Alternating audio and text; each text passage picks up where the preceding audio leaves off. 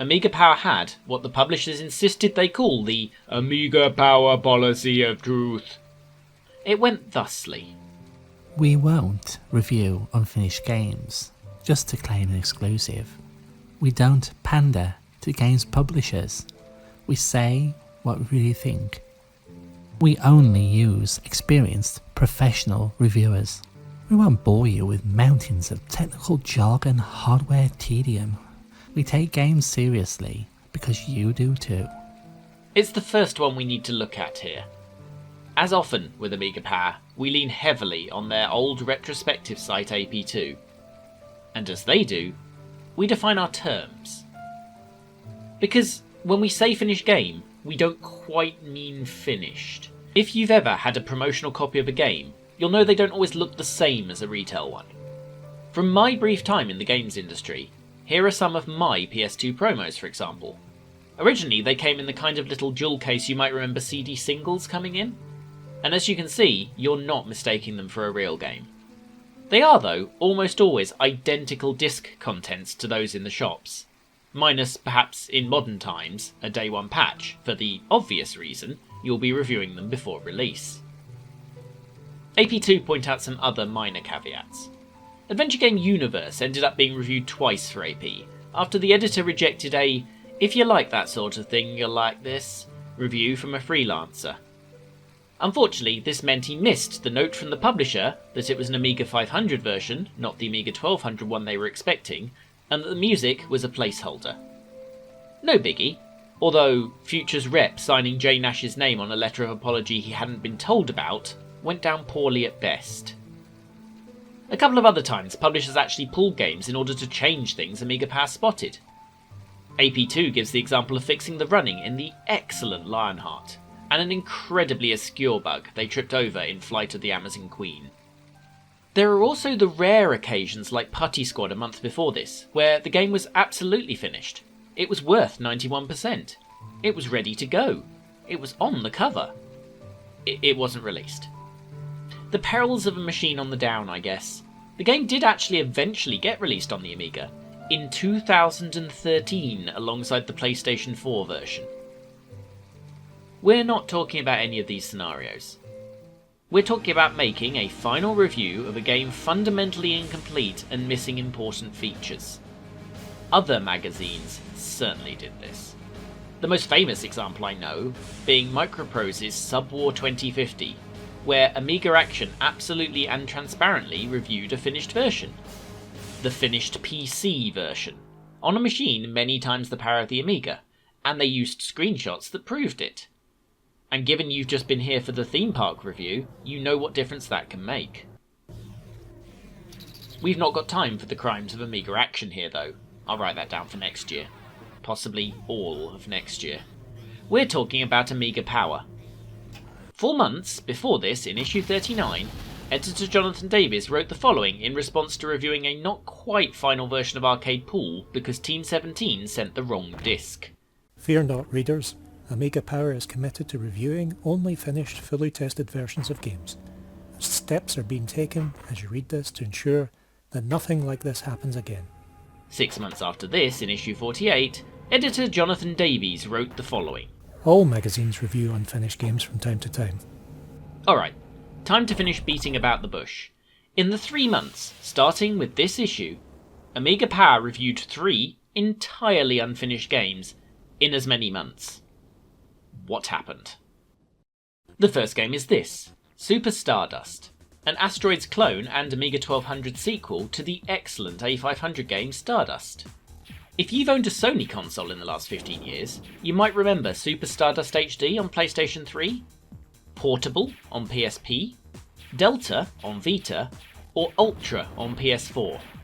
These are indeed new versions of the game from the same developer Housemarque, currently working on the wonderful looking Returnal for PS5. And this is where Housemarque, then known as Bloodhouse, started. Stardust and Super Stardust were their first game. And it's still great. Twin-stick controls added a lot to this as a genre, but with these old school controls, this is easily the single best version of Asteroids you can play, and the quickfire levels system make it interesting and arcade with always something new to do.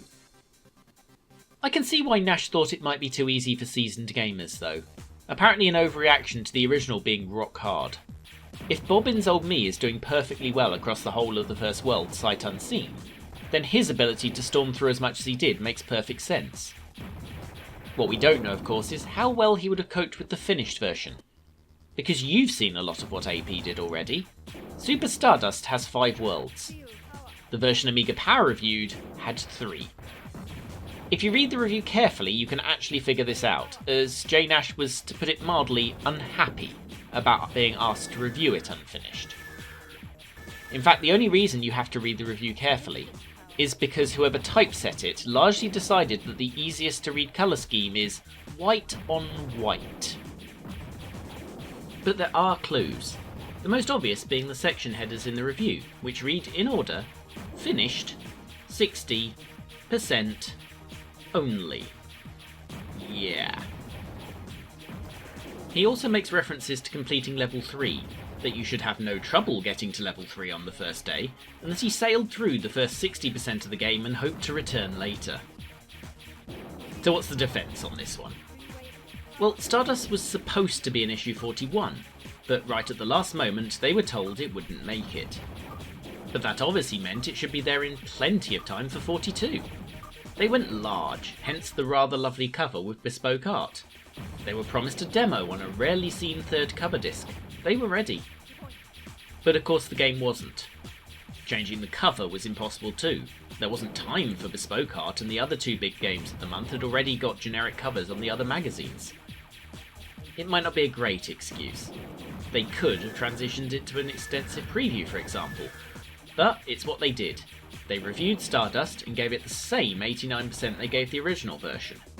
Team 17, acting as publisher for Stardust, dug up an Alien Breed demo for the 3rd disc to fill that hole. Stardust was a safe bet, of course. It was really just a remaster. The next month, not so much.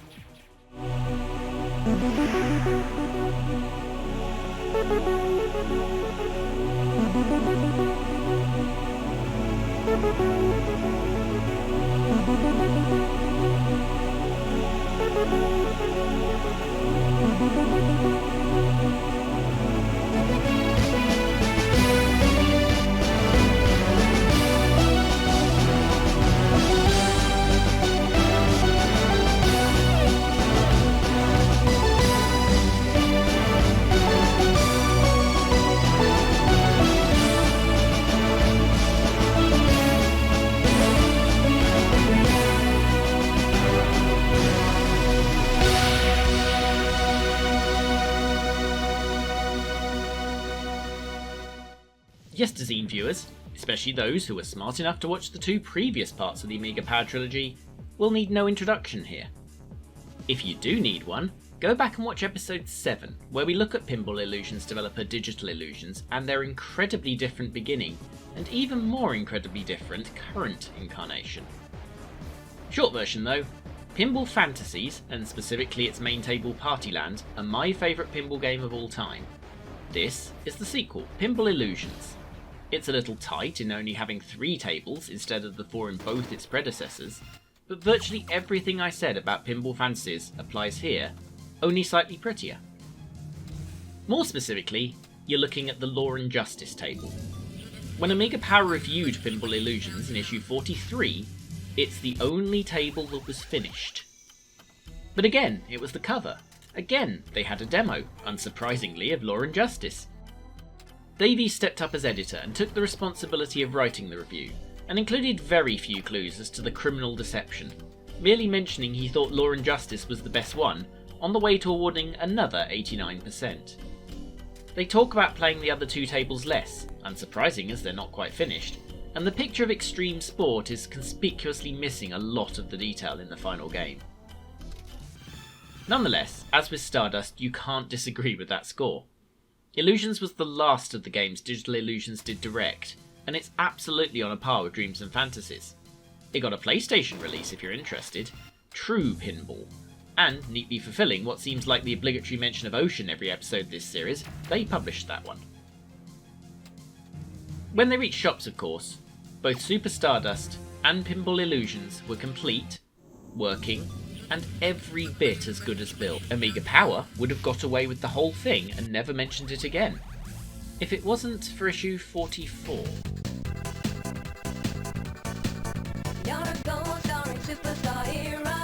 I'm not even going to bother talking much about the game itself here. It's Sensi. It's perhaps the greatest version of Sensi.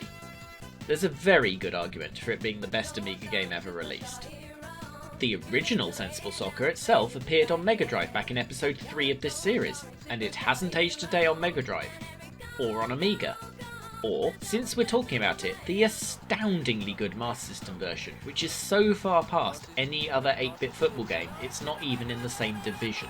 The problem is, though, Sensible World of Soccer wasn't finished. With the game being released on the 27th of November, and AP44 being released on the 17th, and of course written at least 2 weeks earlier, they had to either review a slightly early version of the most anticipated Amiga game ever, or review it 3 weeks after everyone inevitably bought it. They reviewed it. They got the very latest version possible, which is another issue, because it was delivered by a Sensible Software representative personally. A Sensible Software representative called Stuart Campbell. Ex-Amiga Power editor Stuart Campbell, in fact. Stuart, among his other qualities, such as thinking many of my friends don't have a right to exist, is a football fan. As with Pinball Illusions, Jonathan Davies insisted on reviewing the game himself rather than making someone else do it. Jonathan Davies is not a football fan. This meant that despite Stuart directing him to an extent we can't possibly know, but AP2 insist was not material to the review, he simply didn't give the game as much of an in-depth analysis, skirting over some football-specific features and being woolly on control changes and difficulty balance issues that others might have spotted. There were bugs too, including ones that allowed you to leave a red-carded player on the pitch, ones that massively boosted stats of substitutes, and one that allowed you to get your job back immediately after being fired in management mode, among others. And also, one where you can press M to get £1 million.